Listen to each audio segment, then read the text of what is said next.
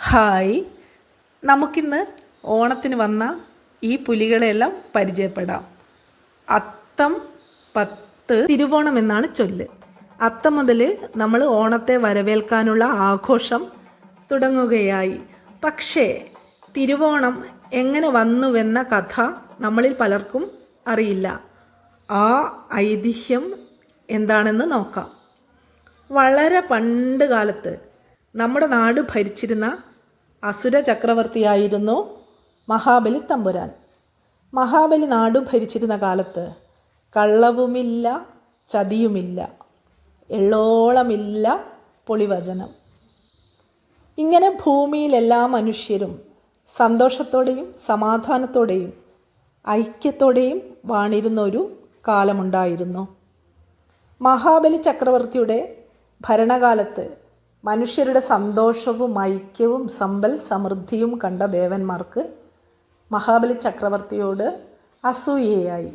മഹാബലി ചക്രവർത്തി ദേവലോകം കീഴടക്കുമോ എന്നുപോലും ഭയന്ന ദേവന്മാർ മഹാവിഷ്ണുവിനെ കണ്ട് സങ്കടമുണർത്തിച്ചു. മഹാവിഷ്ണു വാമന അവതാരം പൂണ്ട് ഭൂമിയിലെത്തി. ബ്രാഹ്മണ കുമാര വേഷധാരിയായ വാമനൻ തനിക്ക് തപസ് ചെയ്യുവാൻ മഹാബലിയോട് 3 അടി മണ്ണ് ഭിക്ഷയായിട്ട് ചോദിച്ചു. ധർമ്മിഷ്ഠനും ദാനശീലനുമായ മഹാബലി ചക്രവർത്തി 3 അടി മണ്ണ് അളന്നെടുത്തുകൊള്ളുവാൻ അനുവദിച്ചു. വാമനൻ വളർന്ന് മഹാവിഷ്ണു രൂപമായി മാറി.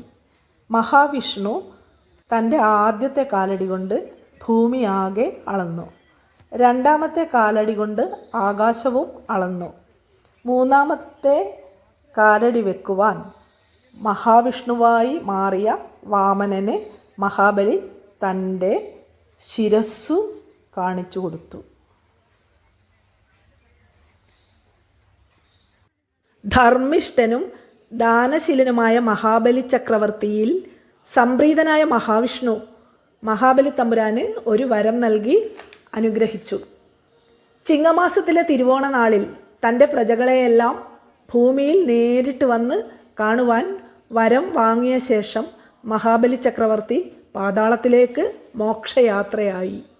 എല്ലാ വർഷവും തിരുവോണ നാളിൽ പൂക്കളമിട്ട് പുലിക്കളി വാദ്യമേളങ്ങളോടെ ഓണസദ്യയൊരുക്കി ഓണക്കോടിയുമണിഞ്ഞ് നമ്മൾ മഹാബലി തമ്പുരാനെ സ്വീകരിക്കാനായി കാത്തിരിക്കുകയാണ്.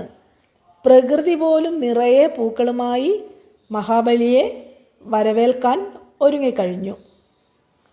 നമുക്കിനി പ്രഥമൻ കൂട്ടി വാഴയിലയിൽ ഒരു സദ്യ കഴിച്ചാലോ? എൻ്റെ ചാനൽ ഇഷ്ടപ്പെട്ടിട്ടുണ്ടെങ്കിൽ സബ്സ്ക്രൈബ് ചെയ്യാൻ മറക്കരുത്. സൂന സൗരഭം. വീണ്ടും മറ്റൊരു വീഡിയോ ആയിട്ട് കാണുന്നത് വരെ നന്ദി, നമസ്കാരം.